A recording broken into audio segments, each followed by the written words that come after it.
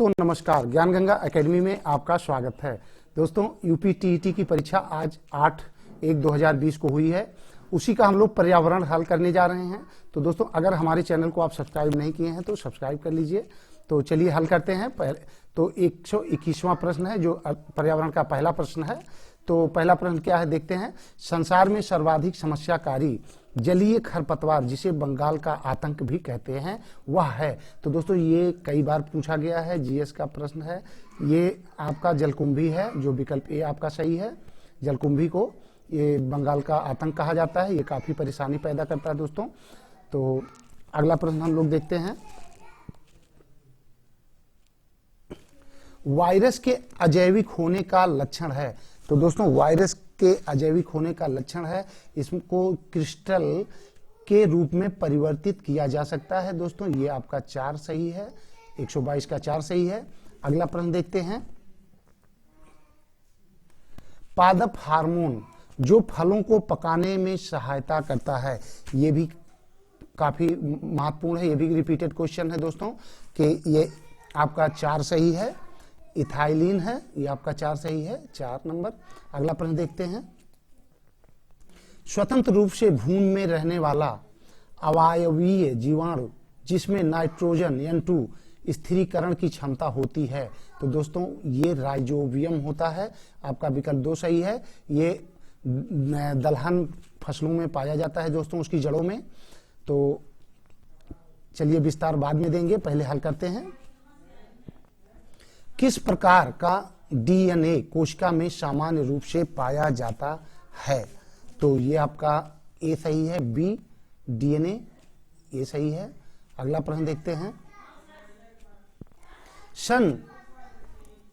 अगला प्रश्न देखते हैं।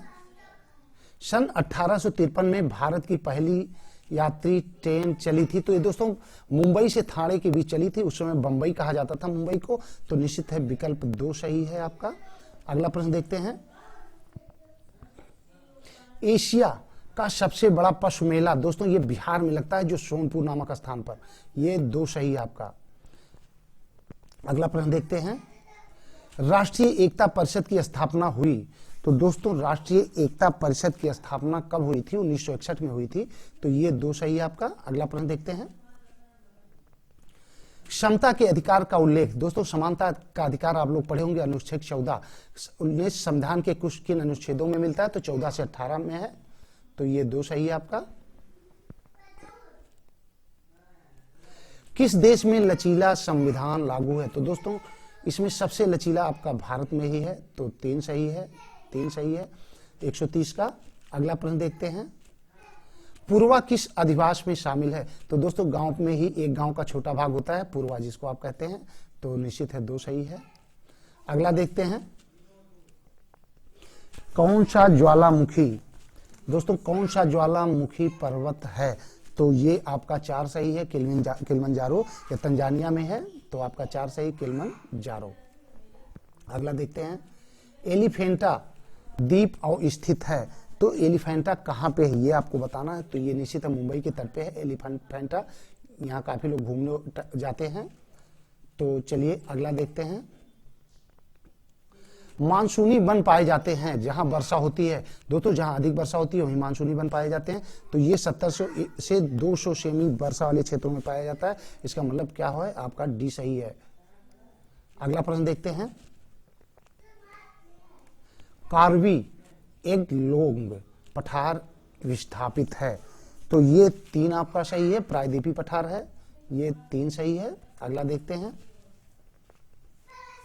भारत में महिलाओं के लिए आरक्षण की व्यवस्था कहाँ है? तो दोस्तों ना तो मंत्रिमंडल में है, ना विधानसभा में है, ना लोकसभा में है। ये पंचायती राज में है। आप देखे होंगे ग्राम प्रधान के चुनाव में कहीं महिलाएं चुनाव लड़ती हैं। निश्चित कहीं ना कहीं आरक्षण कभी ना कभी हर ग्राम सभा में आता रहता है। तो ये पंचायती राज व्यवस्था में आरक्षण की व्यवस्था है।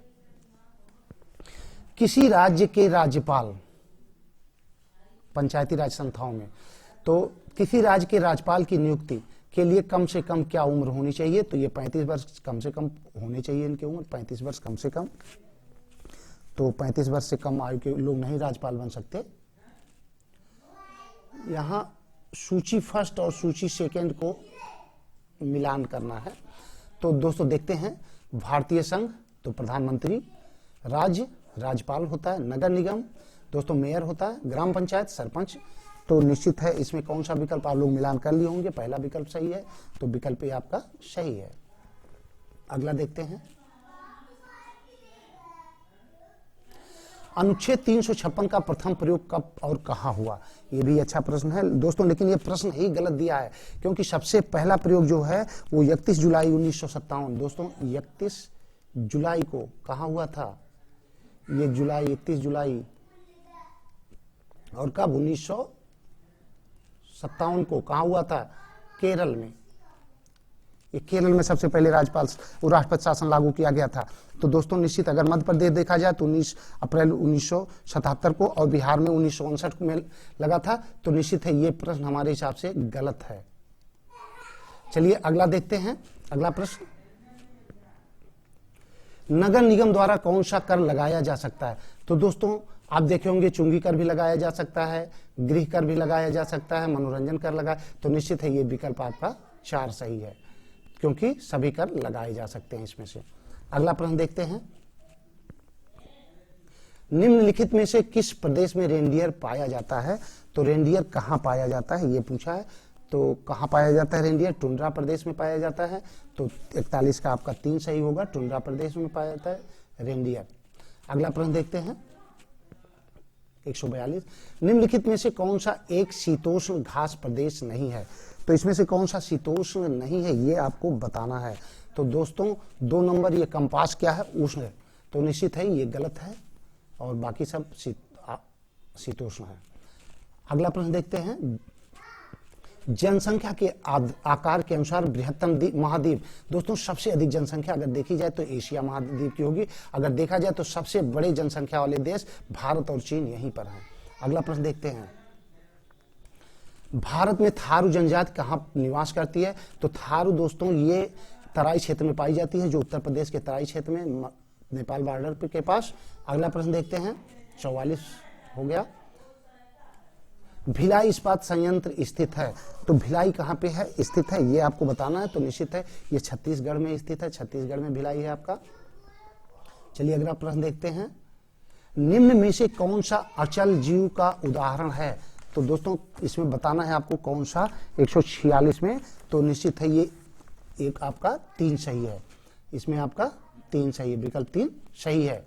अगला प्रश्न देखते हैं, 47, प्रोटीन अणुओं की इकाई है।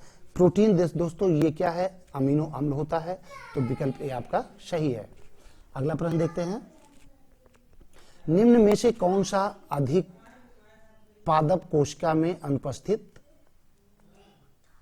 होता है। तो इसमें से क्या पादप कोशिका में अनुपस्थित होता है, 48 में आपको बताना है। ये 4 आपका है, 4 विकल्प सही है, ये 4 विकल्प आपका सही है। तो दोस्तों मनुष्य के शरीर में सबसे बड़ी ग्रंथि क्या होती है ये आपको बताना है। 49 में मानव शरीर में सबसे बड़ी ग्रंथि कौन सी होती है।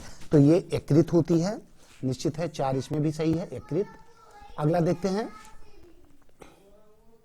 उत्तर प्रदेश का राज्य पक्षी है। तो ये सभी लोग जानते हैं, विकल्प 3 सही है, सारस क्रेन आपका सही है, विकल्प 3 सारस है। तो दोस्तों 30 प्रश्न हम लोग हल कर लिए और आप लोग मिला लिए होंगे। आप लोगों का निश्चित अच्छा पेपर गया होगा। तो इसी शुभकामनाओं के साथ धन्यवाद।